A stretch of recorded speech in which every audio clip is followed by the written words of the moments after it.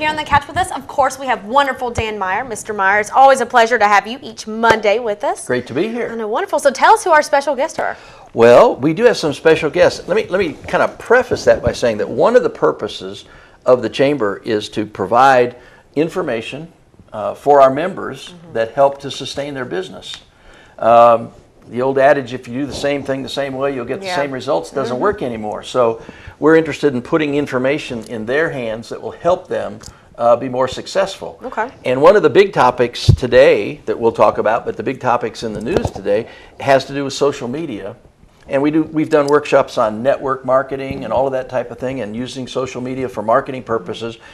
But there are some other things that social media is used for or can be used for, and one of them is for HR practices. So tomorrow on Tuesday at 3 o'clock at the Appalachian Enterprise Center, we're going to be having a workshop on the impact of social media on human resource management.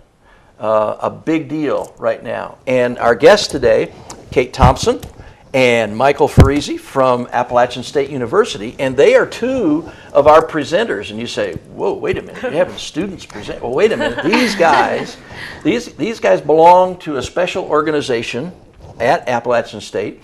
And I'll let Kate tell us a little about what we call SHRM. What is SHRM and what does it do and what's it about? Sure, absolutely. Well, SHRM stands for the Society for Human Resource Management, and it's actually a national organization, and we just so happen to have a chapter on campus at ASU.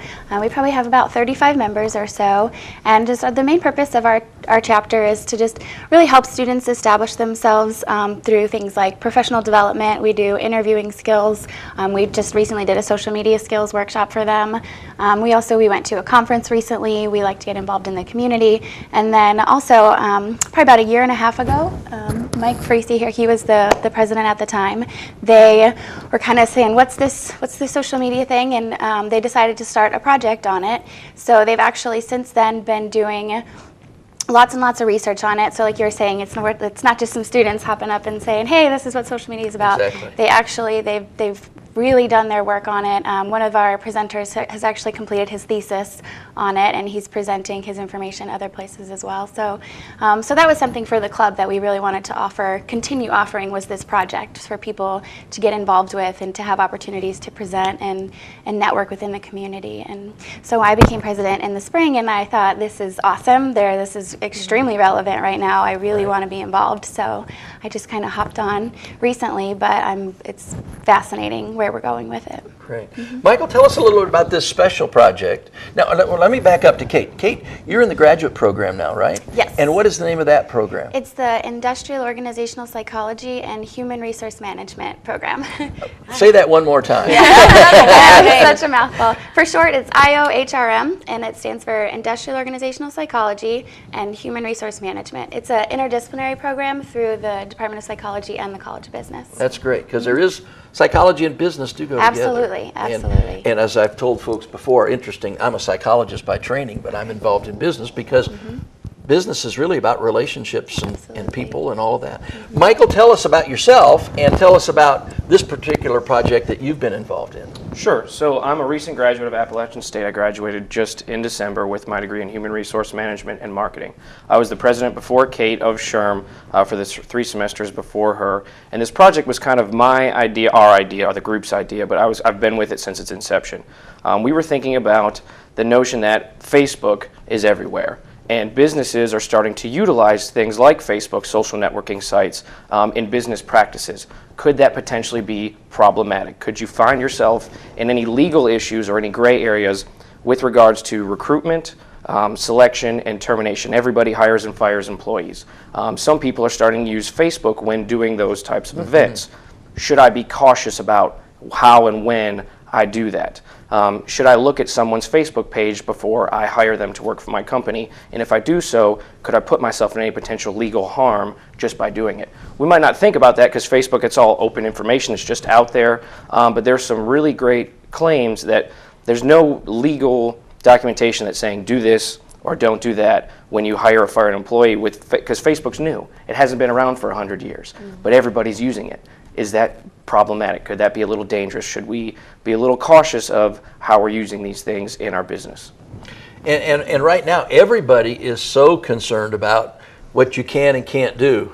Yeah. We're in a very litigious society, and these new opportunities, there are pros and cons potentially, and so it's kind of important to know what you can do and maybe what you ought to be careful about doing. So just recently in the news, there was the whole question about can I expect an applicant to give me their password to their Facebook page? Is that something I can ask? It depends on the state. It depends. That's our favorite question. It depends. It depends. It depends on the state. There is current legislation being passed. What is the Password Protection Act? They're through federally. Yes. To say that employers cannot, working towards not giving employers the right to ask for your password, say in an interview process. So if you were just going through an interview, they couldn't just simply turn the computer around and say log in. But currently, there's no legislation. There's nothing that's actually been passed. So an employer, if he or she wanted to, could totally say, before I hire you, let's log into your Facebook and let's check out your pictures. At the moment, that's okay. But there's law being passed to work away from that. Maybe we should not do that with our business. Right. Another issue is, and you may not, that study may not have addressed that specifically, but that is just the use of social networking on company time. Right. And what's permissible, because some businesses want their employees on, that's what they're about, and others say, no, that's non-productive time, that's personal time, that doesn't belong here. Right. So the whole idea of having a policy on computer use and on social media use is still an evolving thing as well, isn't it? Right. Well, and the other big thing is smartphones. You know, everyone has their own personal smartphone, and a lot of those connect to the internet. So where employees may not, they say, I'm not on the company's computer, I was just on my phone sending a quick text or a quick post, but they're using company time, but on their own personal device. How do you monitor that? Yeah. That's where the big question comes into it, is monitoring. Because as long as they're doing something on your company-owned property, then you have the right to go and see what they're doing. But if it's work time, but they're on their own personal cell phone, do you have the right to say, hey, what are you doing on that?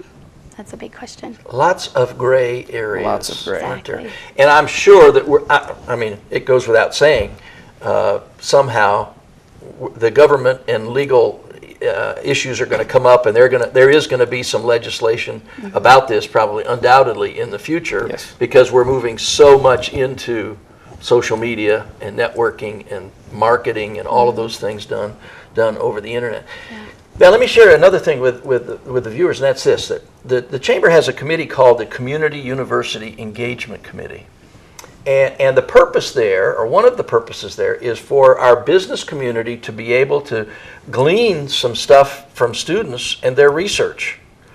We've got this tremendous resource right here available to us, and it's only appropriate, and it's important that we take advantage of it. Y'all came and made a presentation to that committee, and I will tell you, hands down, the committee was blown away by the quality of the presentation and the quality of the research that was done. Why wait for this stuff to come out in a magazine someplace or in a professional journal when we've got the students that are doing it right here? And this is not a research project done with the Encyclopedia Britannica like too many of us grew up with. This is digging down in. And so we were so excited about it that we wanted our general membership to have the advantage of this. And even next month, we've asked the group to come back and to share with our Watauga Industry Resource Roundtable. Those are businesses that are involved in wholesale distribution and manufacturing, to talk specifically because they use social networking and social marketing and social media a great deal. So this is just a great opportunity, and I want to encourage our members out there, if you have questions about how social media can or cannot be, or should or shouldn't be, or what depends. I encourage you to be at that workshop. It's tomorrow, Tuesday, which is the 9th, at 3 o'clock at the Appalachian Enterprise Center. The Appalachian Enterprise Center is at the corner of the Poplar Grove Extension and 421 or King Street, right kind of behind Galileo's restaurant. So thank you for sharing a little bit about the process that you went through and SHRM, the organization, and we're excited to see, we've already gotten quite a few businesses sign up, and please give us a call at the Chamber at 264-2225 for more information and to let us know that you're coming. And one reminder, and that is that a week from Friday, that's the 19th, I believe, will be our Boone Business Expo at the Boone Mall from 10 in the morning till 6 in the evening. A great opportunity to kind of show and tell your business. And if you're interested in reserving a booth, we want you to be there. Give us a call again at 264-22. It's right there on the screen. So It is. I won't have to say it again. But we appreciate y'all being here. We appreciate the opportunity of sharing this with the general public. I agree. And talking about social media, I mean, you know, because we're all so young, and I mean, we probably look at people in the world now, I feel like, look at their social media, I want to say like every 30 minutes. Because it's on our phones now. It's Yeah, right and I there. think, but talking about, and was real briefly, about if employers are able to use their password, I just don't think they should be able to, I don't know. I mean, do you think that they should be able to have your password? Well, let me put it this way. just don't- Let's think- reverse that and let's look at the potential, the candidate or the employee. If I were you, I'd be careful what I put out there. Because right now, People can It's see there. everything, and even if you have like security, people can still get through. Oh, yeah. Those security, like, or like, you know, trying to block it from other people. People can go through other people and see your stuff as well. But so you need to be cautious. You Yeah, need to, I agree. You want to be sure that you're putting the best face on yourself Yeah. out there as well.